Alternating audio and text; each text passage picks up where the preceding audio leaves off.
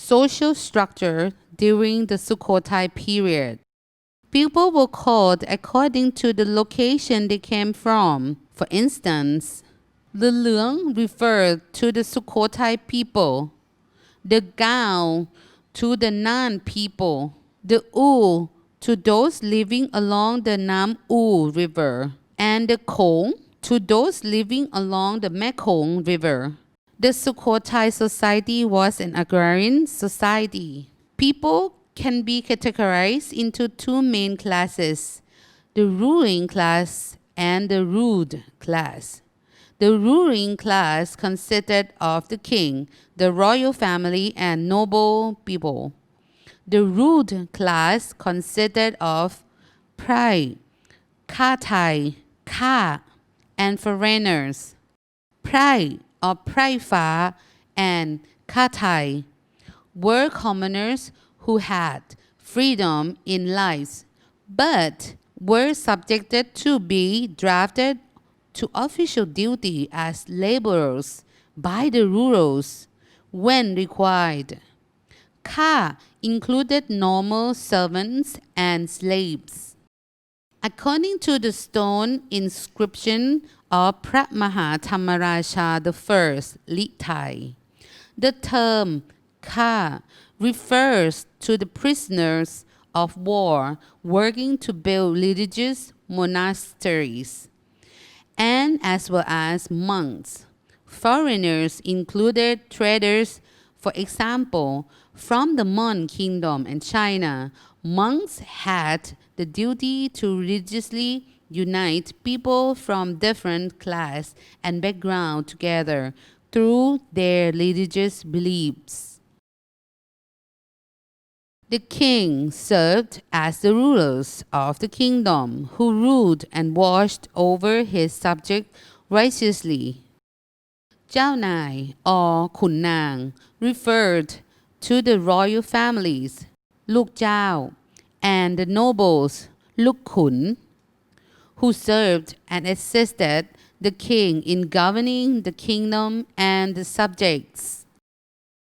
Monks were mentioned in some stone inscriptions from time to time as ปู่ครู and มหาเถระ Their important role is to educate people in different subjects. Commoners was called in Thai as Prai Pha Na Sai or Prai Pha Kha Thai. They were drafted to serve as foot soldiers during the war, could work freely as they wished during the peaceful time, and were taxed to provide their corvée, unpaid labor, in constructing public infrastructure. Slaves, called as Kha in Thai, did not have freedom. This group of people were called differently during the Ayutthaya period as Tat. Education. People during the Sukhothai period usually learned occupational knowledge from their families and relatives. Men learned the skills in weapon-based martial fighting skills such as clubs, swords, and shields, as well as the skills in training horses and elephants that were the important means of transportation during peaceful time and wartime. Men from a higher social class might study the Tripitaka, linguistics, astrology, or medicine. Women mostly learn housekeeping and cookery skills. In most cases, students were taught by specialists of a particular field. Monks had played an important role in teaching basic reading and writing skills. They also taught morals and ethics in order to shape people to be law-abiding citizens, which partially lifted some burden from the state's shoulder. In addition, monks taught some professional skills such as arts, painting, architecture, and sculpture. A monastery was served as a school, a medical center, and a community center.